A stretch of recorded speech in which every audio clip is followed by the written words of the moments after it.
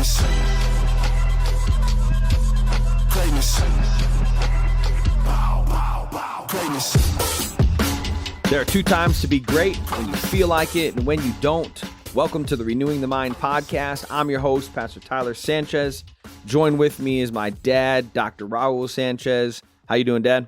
I'm feeling amazing. Like back at NDSU, we used to have a saying, those who stay will play. Those who play will be champions. Once a champion, always a champion. And there's the ring kiss. Let's go. On this podcast, we teach you how to flip your mindset by talking through how you can renew your perspective, move towards uncertainty, and find what's awesome about that in every situation.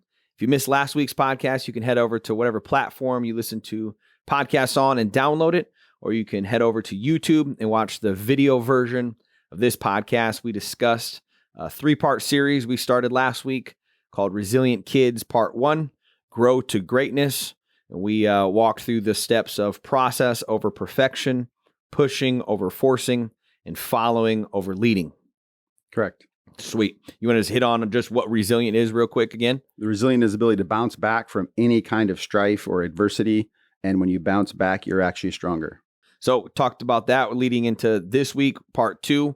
But before we jump into today's content, we have a segment we like to call a what moment. What? So you got a what moment for us? I do. On our message from a couple of shows ago, there was a high school buddy of mine who said, hey, I have a what moment.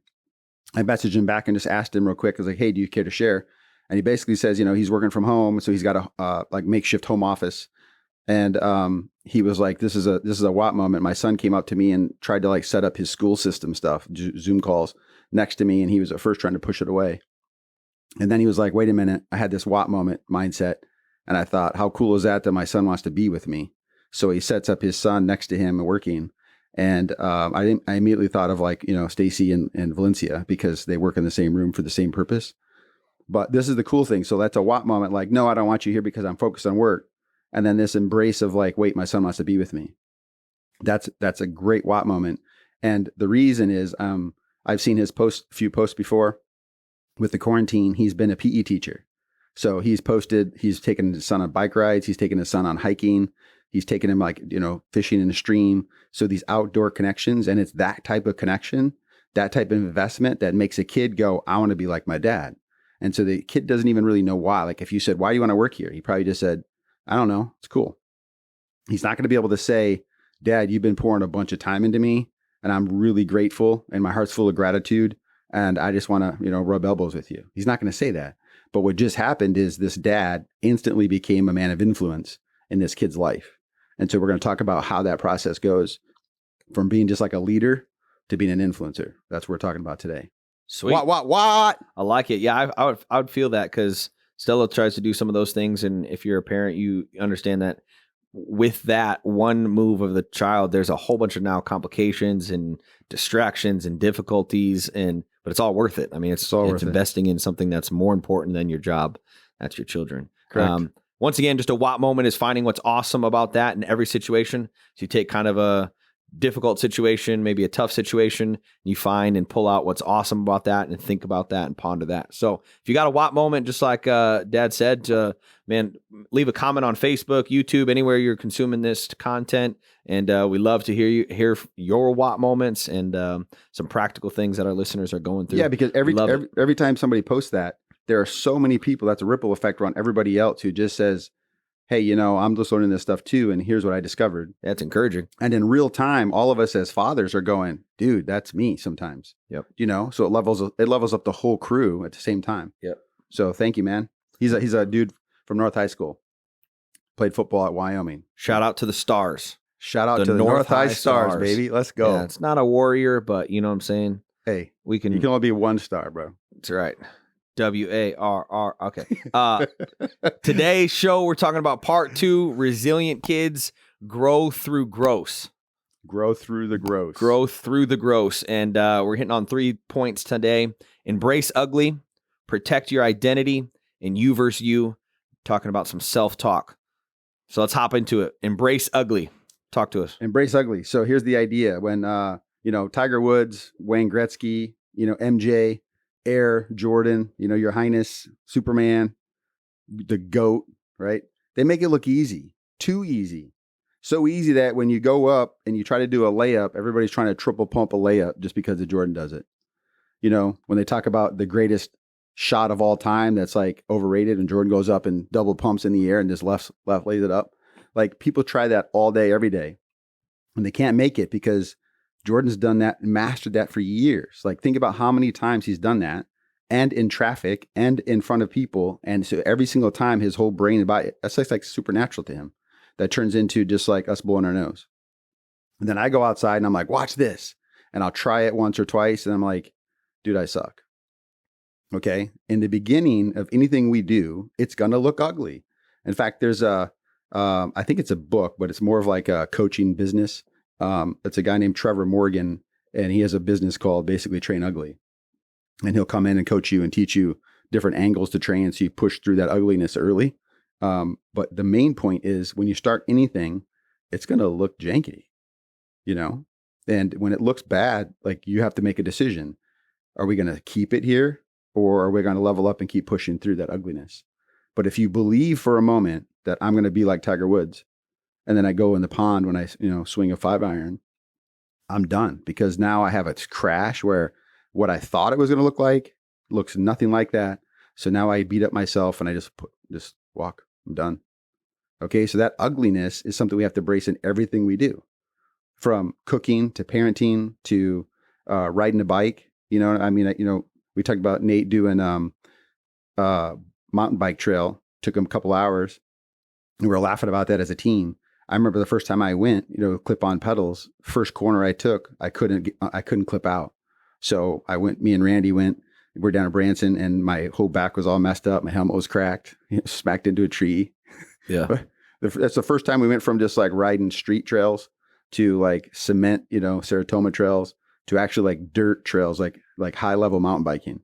Okay. That's going to be ugly. It's not going to look pretty. The question is, do you pick up the bike and go home, or do you finish the trail? Right.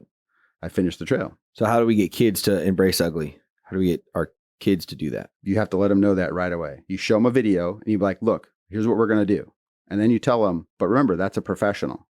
Just like daddy has an office and this is my profession. This is what I do. This is my job. That's this person's job. They do it 24/7. They're going to be better than you. And by the way, they can beat daddy. And then you'll see your kid's eyes go, whoa, right? Because they lift you up. And then you go out and you try it and you practice it. And then what happens is they don't really get it. They can't really do it. And so you have to just go, hey, it's okay. It doesn't look like that yet, right? You use it back to our process words last week. It's going to be okay. You're so close. And you push them through the ugliness. Think about this too. Like if you're doing workouts, like with your CrossFit stuff, think about how that looks. Like you just look gross. Your shirts are all stressed out. You sweat in places you didn't know you had sweat. You smell like booty crack. Mm-hmm. Like seriously, you left deer meat in the fridge for like way too long. Every day. Yeah. And so then you're like, how am I supposed to look like these fitness pros? Why can't I smile and look cool like I don't even sweat, but I look swole, right? Those are professionals, and people have to understand that. Where people get wrecked is they look at themselves, they look at the pros, and they go, I'm nowhere near that, right? So now back to real life, like our first couple podcasts, we tried this at my office, me and you, couple lights. I'm trying to watch time. You're trying to watch our voice stuff, and you'd be like, whoa, Dad, say that again. You peaked. I'm like, say what part again? Like the part you just said. So I'm looking at my notes and like, so when I ad-lib, I couldn't go back. Yeah. And it was so hard, so many pieces. And we both look at each other and we're like, dude, the content's dope, but that sounds buns. Right? Oh, yeah. Like, what do you do? So here's the issue then. Do you quit? Or you go, hey, we need to take a break. We need to figure out what kind of new equipment we need to upgrade. So what happens in our mind, in the brain, when we hit a road barrier like that, or a block, or it looks ugly, and then we decide not to do that? Like, are we training ourselves then to quit easier, or like what is that doing on the brain side of that? That's literally, okay, pretend you just built a new house. This is your mind, and everything is dirt. There's no turf. And you're trying to decide where to put turf and where to put your sidewalk. Okay. And you decide my sidewalk's going to go this far, but your builder didn't understand you. So he builds a sidewalk 3/4 of the way. You wanted it to go all the way to the road. He just stopped early. So you come back and look at that, and you look at that road and you're like, why did it stop there? That's exactly what happens to us. So I think about anything, CrossFit, fishing, biking. I think about it in my head. there's a cool picture that attracts me, a cool bike or a cool pose, or just how fun would that be to go down a hill really fast, and be able to turn and do some jumps. That's as far as my mental road went. And then it stopped. I had no idea that what if I wipe out? What if I get cut? What if I'm hurt? What if I break a bone? Right? What if I just try to pedal and I just don't like it? Nobody processes ugly. They just, this is going to be dope. This is going to be amazing. I'm going to be a podcaster. I'm going to be great. And then when they hit that first wall, there's no more cement. There's no mental pathway. Then they're stuck. Now, this is why last time we said, if you want to be a leader, you have to first follow. Because at that moment, I pick up a phone and I call whoever I followed. Someone that's been there and done it. Yeah. So I'm like, Nate, you said you did this course and you did it for 2 hours. Bro, I can't get past that first freaking lever thing. Like, what do I do? And he'll tell you, oh, dude, no. That's like black trail. You can't do that. You got to go left before that tree. There's a small shortcut trail you can get to. I'm like, now you tell me. Mm-hmm. Okay. So now next time I can avoid that piece I couldn't pass and I kind of go around it. This is no different. If you look at a DVD of people who do yoga or CrossFit, there's a modification you can do. Only the pros can do some of that stuff. For us beginners, we're going to modify. Yeah. I remember, so we went to a park here in Sioux City, and I was showing you guys, we were just talking about CrossFit and some of those movements, and it was me, you, Mom, and Alicia and the kids. And Alicia was trying to do a pull-up or something, and I told her she should try toes to bar. Yes. And then obviously I can't do it, so I was showing you the modified version, which is knees to belly. Yes. You know what I'm saying? I can do that. And so I was trying to show you guys and just talk you through toes to bar.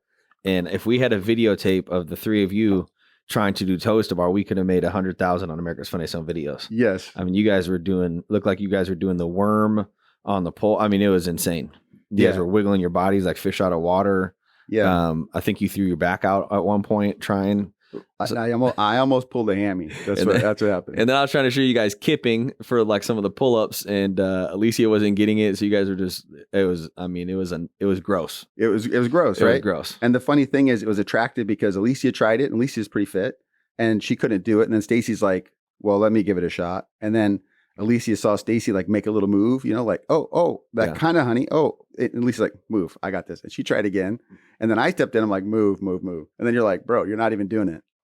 Well, I can't show you guys how to do it. So I'm just trying to tell you how to do it. 100%. This is the issue. How I saw it in my head, what they were trying to do, I met a mental road. Like, here's what it is. And you're like, no, Dad, like you're hitting your shins. And I was like, oh, so how do I get my feet? I'm not even that flexible. And you kind of said, arch your back and swing this way. Mm. And the first time I tried it, that was like, I didn't even know what I tried to do. It was like a worm on the bar. Yeah. Okay. You look like you were crumping. Yeah. Yeah. And then I didn't realize we're making so much noise and we were creating such a chaos. But I was like, okay. And then all of a sudden something clicked in my head. Everyone in the park is watching us. Something clicked in my head and I'm like, oh, throw your back. Okay. So I did it and I touched it. And then, then I'm like, let's go. And I did like 3 in a row. I was like, let's go. And I jumped down. And I'm looking at all these parents where their kids play in this park. They're all looking at us. Yes, some psychos are coming over here and trying to turn this park into a CrossFit. Yes, gym. Like what these pounding their chest. So I think on that end, I think disappointment is when your expectations and your reality don't line up. 100%. People are disappointed, and so I think exactly what you said, that when we have this reality of what it's going to look like and what it's going to be, and especially with social media, people only put the end result. We see these celebrities and we see these professional athletes putting on this picture or this facade of what it is, but we don't ever see their hours they've put in, the work that they've put in. And so we go into this expectation of what we want it to look like. And then reality hits and it's hard and it's tough. And that's where disappointment sets in. And so when we're talking about this for kids, we have to get them to push through that ugly and that gross, and that you might feel disappointed right now, but it's okay. The more we do it, the better we're going to get at it. Correct. And this is really the issue. You're not a failure. You simply failed to imagine what would happen if that road broke. Yep. Do you know what I'm saying? And which we do this right to point 2. Yeah, this is exactly it. Because now point 2 is protect your identity. At that point, I go, okay, I couldn't do that road on the bike trail, or I had no followers and my sound on the podcast sounded crappy. Whatever it is, I burnt the ribs. This grill's supposed to be easy. Set it and forget it. I did something wrong. Okay. At that point, there's an awareness. I suck. Now what? Okay. So to protect your identity, you have to ask this question. And this goes back to last episode, because this is exactly what tends to happen. The growth mindset people split. So if I see it as a challenge, like, okay, and this is me, like, okay, the first time I made ribs on the pellet grill, everybody was like, dude, these are super dry. And I didn't really do a lot of wet rub and all that kind of stuff. I like just the taste of the meat. I don't like a whole lot of rubs. I'm not such a rub guy. But then I started thinking, okay, well, I got to protect the meat somehow. So then I said, okay, it's dry. How's the flavor? Everybody's like, the flavor's on point. Okay, so now I have a little bit of a what moment in there, and I take that. Okay, so the flavor's good. I just need something to cover it. So then I start looking at barbecue sauces. Okay, that whole idea of protecting your awareness is, do I see this as a challenge or do I see this as a threat? And in really simple, in that research, there's literally a parting of the Red Sea, like bam. And now it's like, oh, okay, so the taste is good, so I'm going to level up. Let's try again. The second people are like, my own family hates my cooking. I'm never doing it again. I'm never doing it again. Yep. I wasted $700 on a pellet grill. Like, this is stupid. They bamboozled me. This is supposed to be easy. Set it and forget it, my butt. And now I look on Instagram again, or I look at my feed and I'm like, dang, he can do it. Dang, see, I must really suck. And so now my identity goes from I'm going to do this to I suck. Now, here's the thing. Memory is 100% connected to emotion. You can't have a memory without an emotion. Memories are stored in an emotional file. So now once I've agreed with an identity that sucks, like I suck at cooking. What happens is my folder opens up on suck. I suck. Inside that folder is why I suck at biking. I got cut from this team. I got dumped at prom. All these pieces that I failed before, it goes into there. And once I look at those pieces, now I'm overwhelmed because I looked at an identity of a failure page of mine. And now I just feel completely wrecked. And now all those emotions from all those past sucks and failures and sadness now overflows. Yes. And this is the purpose of the what moment. So if you can grab a positive in there and they go, hey, the taste was good, Dad, but they were dry. What? And that's actually when I make our family recipe of Spanish rice, right? Sometimes I pull it too quick because I just don't want it to burn. Mm. And so it's a little bit wet. And you guys, it's a little bit soggy, a little bit wet, but dude, flavors, that's delicious. So I don't mess with the flavor. Now I just got to measure the temp, right? Okay, when you can pull out something positive, it keeps you out of that folder of suckiness, failure, loser, okay? And now it goes into taste. So now I'm thinking, oh yeah, I make this really good. I make that really good. Like, okay, I can work on this. Mm-hmm. Do you see how it protects you? So there's simple little mind hack, like tweaks, and the knock against them where people say this, like, I feel like I'm just manipulating myself. What? No, you're coaching yourself. You can pay $1,000 on a coach who manipulates your mind, basically, right? Manipulates your thought life, but you can't do that yourself. That doesn't even make sense. People use the dumbest excuses to stay stuck. Yeah, I mean, that's what's so huge about the what moment. I think when people figure out to process and to actually put that into your practical life, the what moment is so huge because we might not ever know that side of it, which is sweet that you just went into the filing the emotions. But what it really does is it changes your thought. Because some people that happens naturally, right? Correct. So some people listening will go, oh yeah, I do that all the time. I pull out the positive, or I'm optimistic and I can be, excited about seeing the glass half full rather than half. I mean, we've heard that before. Yes. But when we can file that as a positive memory and emotion, that forces people to want to continue to try and continue to learn. And for those listening that doesn't happen naturally, that's what the what moment comes in. Correct. You have to intentionally think about something that was positive from the bad. Correct. Yeah. And I just want to say something. People always say, well, they're naturally doing that. There's no such thing. Think about this. All of you who have kids, have you ever had a kid, one baby who doesn't cry when they're hungry? One baby who doesn't throw a fit when the bottle's too cold or too hot? Never. Oh, one thing when they say, hey, Daddy, I want fruit snacks. And you say, sorry, honey, we're all out. No.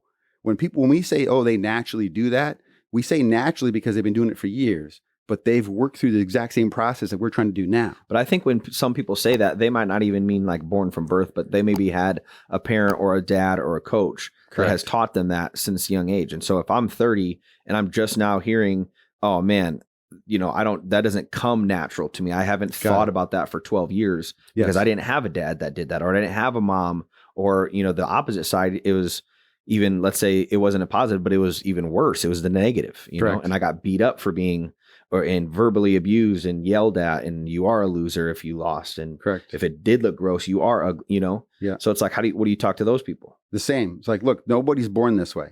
So people who naturally do this, they were mentally trained. So the cool thing is whatever was learned can be unlearned. The only way it's unlearned, though, is you stack new learning on it. And that's where people get hurt. But that goes against what we've heard, right? You can't teach an old dog new tricks. You can. It just takes forever.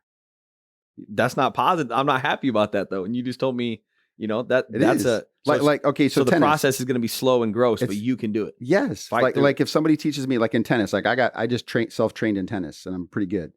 But, but when somebody talks to me about pretty good's relative. Okay. Just have you ever beat me? Have you ever beat me? Okay. Undefeated. He cheats again. Hashtag end still.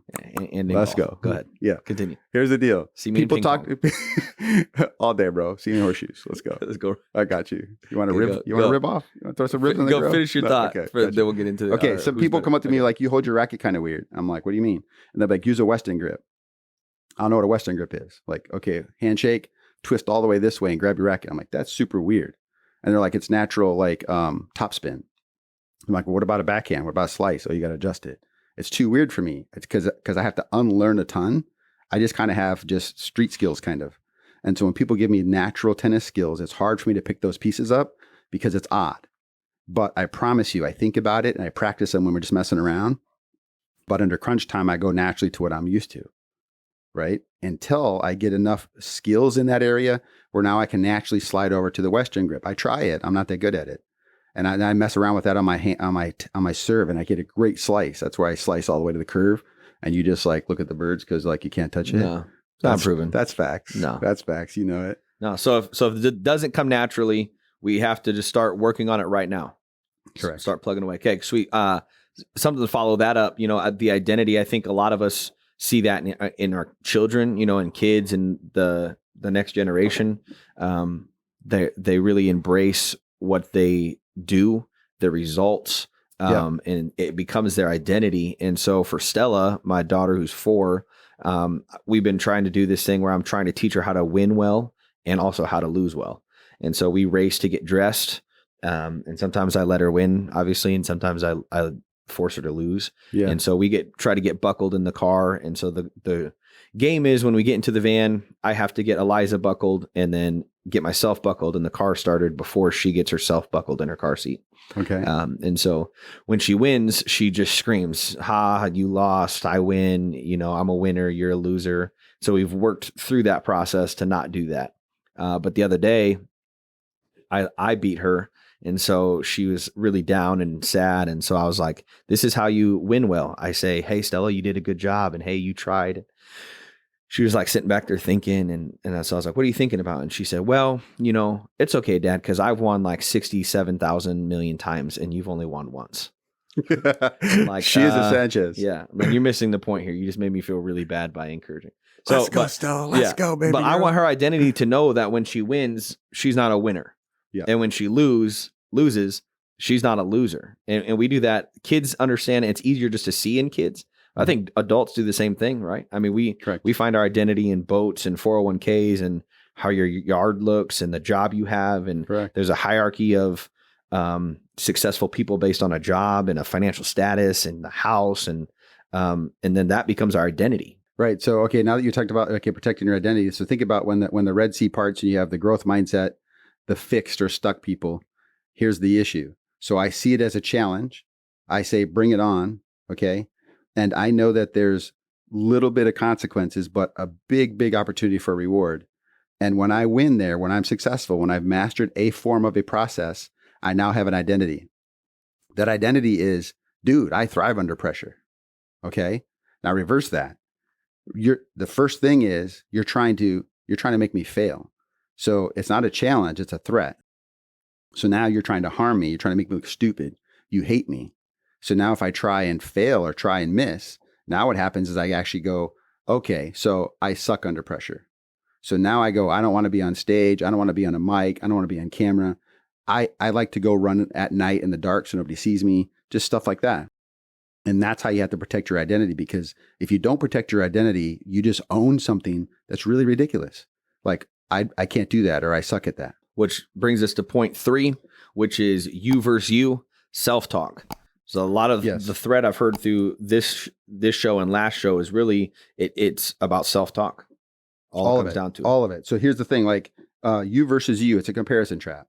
I can look at myself and go, I need to work harder because MJ is like the bomb and I can barely hit a 3. But then I can look at you and be like, but I beat Ty all day. Then it's a comparison trap. So now I'm stuck. And if you get stuck by the comparison trap, you're always good enough. I'm just good. Yeah, because you always find someone better and you always find someone worse. Yeah, so you can't do that. And so this you versus you game is focusing on intrapersonal. So INTRA, intrapersonal comparisons. It's me versus me. So if I'm looking at ribs, if I'm looking at golf, I'm looking at tennis, I'm looking at anything, I set a goal and I write it down. This almost reminds me like when you're a kid and you go up against the wall and your mom measures your head. Yep. Okay, so you're going to write the date and time and your age, right? Draw a line, even put 2 inches. So that's metrics, that's data. And then you come back 6 months later or whatever your birthday and measure again and measure again. And all of a sudden I can come back and look at me like, wow, what happened here? I grew a ton here. I didn't grow here. So now I know exactly where I'm at. When you use this intrapersonal matrix of just me versus me, taking notes, studying where I'm at, what happens is I know if I'm stuck, I know if I'm afraid, I know if I plateaued, and I know when and how I level up. So now when I have a what moment, I go back and I look at the pieces where I win. I know when I write, I work best at 4 a.m. I know that's weird for people, but I get up, I go through my significant 6, put on my headset, put on some lo-fi beats, and boom, I'm stuck. And I have to set an alarm because once I get in the flow, I don't come out. Okay. But if I try to do that at nighttime, there's too many things going on. I got too distraction. Valencia will come up, stuff like that. Like last night, making my notes for here, Valencia comes up with a microphone and she's singing. Dad, you want to sing? So sure, I pause, give her attention, and then she sings, and then she kept coming back. So it's hard because you get interrupted. And I'm teaching that same skill. So I pause me, embrace her, and then we just keep moving. But in the morning, I can get lost in that piece, intra, because it's me versus me, and I know exactly what my system is. Do you get this? Yeah. I mean, I think we see that a lot. You know, you're not where you want to be, but you definitely aren't where you used to be. Correct. And if we can get that to go through all areas of life. So how do we apply that to our kids? Like, how do we get kids, since the show's, teaching our kids to be resilient, and through that, how do we get them to at 4, 5, 12, 28 to figure out that you versus you? So if you figured out your you versus you, I know my intricacies of each level. Almost like, Tavian has got a car. So his old car, have to feather it. You know what it means. You know what it feels like. Okay. All those little pieces, like, your system. So like if I hopped in your truck or whatever, you'd say, oh, you got to jiggle the key, or don't worry about that. That's my truck is it's a push to start. 1994, no key needed, push to start. Yeah. Okay. Do you understand what I'm saying though? No, I do. Because the second gear slips. And so when you drive that, I can't let anyone drive it without me sitting in the car and showing them what to do when that happens. Otherwise, Betsy's not going to work for them. 100%. So look, if we go to CrossFit and I'm saying, look, here's what I do, you're going to go, nah, I have to do it this way. Do you get what I'm saying? Yeah. The only time you listen to, if it's a coach or somebody who's leveling you up, then you say, now, wait a minute. And you try to integrate that. But here's the point back to your question. If you understand your intricacies, you know when to pull back and when not to push your kid. Because so when we watch Stella and stuff like that, the kids, Valencia and Eliza, will go jogging and they run. Stella would do it once and come back and she'll say, it's too hot, my knee hurts, my toe hurts, and she complains. That whole idea of like, if I'm not understanding why and how people do that, see, now I know she got to a road, this can be fun. And now she's in this dirt. Like, this is ugly. She's all about fun. She's all about fun. So now there's something that, so now I sit down and talk to her, said, hey, what do you need to go 2 laps next time? It's like, what do you mean? Like a water? Would you jog with a water? Yeah, Pappy, I need a water. So then you have this moment, you just help her. Because like when you get stuck, instead of saying, I suck or I'm a loser, what do I need to push through? What do I need to cement that last piece of dirt? And as you start to look at those pieces of data, you actually get to level up your kid that way. Okay. So when you understand your intricacies, you are 100% a better coach. So many people do like one podcast and be like, yeah, I'm looking for people. I'm a coach, you know? Yeah, that's another topic. Anyways, they don't really know how to fix themselves, but yet they're trying to coach stuff. Okay. So if you can push your kid to this idea of, hey, honey, this is you versus you. We're not going to look at Terrence. We're not going to look at daddy. What are you doing? And then so for her, I would take her, I would jog with her. And as soon as she stops and says, oh, I'm sweaty. Okay. I would get a plastic cup or measure it there. I'll say, okay, Stella, last time you went this far. Next time, let's see if you can beat your cup. And all of a sudden, boom, you got her. Because she will when she starts to get tired, like our 2 white cups, she's running this way and she sees here. She's like, I'm going to go to that next cup. Do you get it? Mm-hmm. Okay. Now, once you start doing that engine enough, she's got the you versus you game. She'll say, Pappy, I did 2 laps. Next time I'm going to do 3. Okay. High five. Next time you'll do 3. Do you get it? Oh, she's not comparing herself to Valencia. She's comparing herself to her. That's that you versus you game. And what happens is I look at my mark and I look at your mark and I like, wow, Ty's a beast. I suck. And I quit. That's the interpersonal, me versus you. That can't happen, right? The only time that happens is when there's referees, there's officials, there's award money, because now all the standards are the same.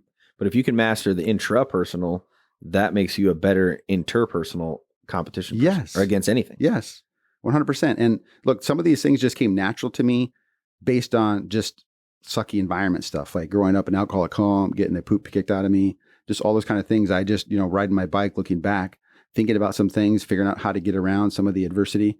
And then some of it happened because of a personal experience. So like my senior year, I made it to state in the 400 and my goal was just to get to state, whatever. And then I got there and I finished 6th in my heat, not even in the final, by the way. And so I was devastated. I was like, later on, I look back and I'm like, I set a goal to get to state. I didn't set a goal to win state, which is odd. So I'm learning through that process. Okay. But in the middle of me pouting and being frustrated, my coach was really happy. And he kept sticking the board in front of me and stuff like that. And I just kept pushing it away because I was 6th place. And then, he showed me how fast the heat was. That's when I ran my 50. That's the time that Terrence had to beat, And I looked at that and I was like, that's me. And he just smiled. I had no idea 6th place could be that fast. Like 6th place sucks. Do you know what I'm saying? Yep. But in that moment, my fastest time ever was a 6th place performance. Why? I wasn't working on competing with those dudes. I didn't know how fast they were. I just knew I had to run my race, but my race wasn't good enough. But I could live with that because it was my best. Do you see that? Yeah. That's the you versus you game. Sweet. So embrace ugly, protect your identity, and you versus you to, grow through the gross. And one thing you mentioned that I want to just kind of talk about just for a quick second, then we'll jump into closing this show out is, talking about being an expert through some of these things. It's different when you're asking for someone to pay you to coach, but we can be working through these 3 things as parents and as adults and still teaching our kids with it at the same level because they're not on our level of, cognitive thinking and all that. So we can be learning through this and not feel mastered at it and still teaching our kids it in the midst of it. Because there might be some adults out there that are like, hey, I'm hearing this for the first time and I'm not going to wait to master some of this stuff before I start teaching my kids this. You guys, they can do that at the same time. Correct. Figuring this out for yourself and also passing this down to your kids. That's just like if you're starting today. That's just like us parents, like coaching soccer. Like I wasn't a good soccer player, Yep. but I could look at some videos and I could learn some processes that I can teach to a kid at a younger level. That's a great point. Yep. Absolutely. Sweet. Well, Dr. Sanchez, as Marshawn Lynch said, Go take care of y'all mentals. Go take care of y'all mentals. give us an action step, a takeaway, something we can do this week to manage our mentals when applying to growth in the midst of being gross. Excellent. So the manage y'all mentals moment is simple. Validate first. Validate first. What that means is if Stella's running that lap and she says, I can't do it. Okay. I can't say, you can, because she's going to go, no, I can't. And you say, you can, you're tough. She's like, I can't, you're making fun of me. You'll crack them because they're in this file where they're looking at all the suck and you're like, but you're awesome. And they flip the page. You're amazing. They flip the page. They're buried. They can't. What you have to do is you have to embrace them. So she'll say like, I can't. And you hug her and you're like, I know, honey, it's hard. It's very hard to run. Running's hard. So you embrace the ugly part, right? Yep. So when you validate first, then they'll wipe their face and they'll just take a deep breath and they'll be like, I know. Now they're calm. They've shut the file. Now you can talk to them. And now you can say, but Stella, you're a Sanchez. And Sanchez is always fight. And then she'll start to build again. Do you get that? Yep. So you validate first. So now here's the cool piece. If you learn to validate yourself, if you learn to validate your daughter, your son, your best friend, when you partner up and you have a climbing buddy, here's what I want you to understand.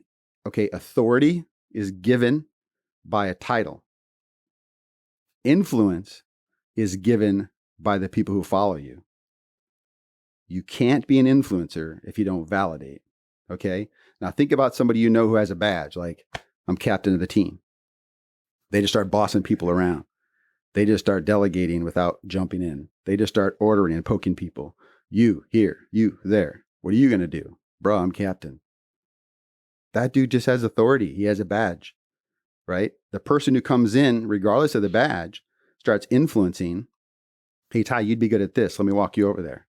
They validate you a little bit, right? Hey, Bryce, I think you have this skill, but let's go over there. I'll hang out with you a little bit. Let's see what you got. Okay. You start to validate them. You're an amazing coach because you understand those intricacies of what if I suck?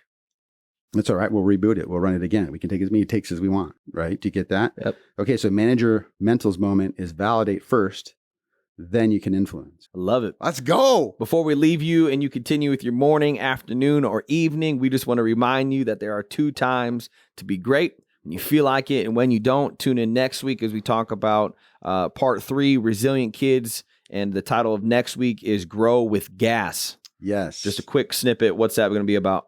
Hit the gas pedal, baby. Hit the gas pedal. Hit the gas pedal. Do this all fast. Correct. Awesome. If anything we talked about today touched you on any level, please leave us a review wherever you're consuming this podcast on. If you're watching on YouTube, give us a thumbs up, subscribe to the channel, and ring that bell so you can get notified from our next shows. And leave us a comment, your thoughts, questions. We've had quite a few of them, whether you're watching this on Facebook or YouTube. We love to, communicate with you guys, interact with you guys through the comments. And any questions you got, we'll try to hop on there and answer them. So renew your perspective, move towards uncertainty, and find what's awesome about that in every situation. We love you. Peace. I had to realize what's inside of me. For all of the people that lied to me. For all of the people that said I would fall off. Oh, boy, what a time to be alive. I wrote this for everyone, feel like they counted out. You need to look in the mirror and tell yourself it's time to be who I am now. Greatness.